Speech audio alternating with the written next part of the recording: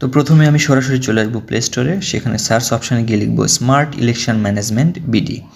তো এটা লেখার পরে যে অ্যাপসটি প্রথমে আসবে এটা নর্মালি ইনস্টল করে নেব।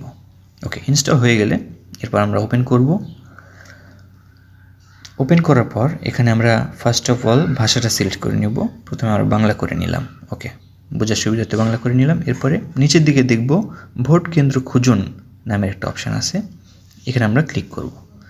ওকে, এখানে ক্লিক করার পর দেখবেন লেখা আছে ত্রয়োদশ জাতীয় সংসদ নির্বাচন, এনআইডি নম্বর লিখুন। এখানে আমরা যার ক্রমিক নম্বরটি বের করতে চাই সেই এনআইডি নাম্বারটি বসিয়ে দেব।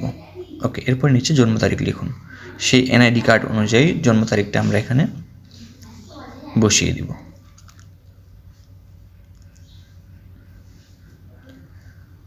ওকে, জন্ম তারিখ বসানো হয়ে গেলে এরপরে ওকে করে সার্চ বাটনে ক্লিক করব। নিচের দিকে দেখতে পাবেন সার্চ বাটনটি আছে, এখানে ক্লিক করে দিলাম। ঠিক আছে, তারপরে আমাদের রেজাল্টটি আমাদের সামনে শো করবে। আপনার ভোটার ক্রমিক নম্বর এত, আপনার ভোট কেন্দ্র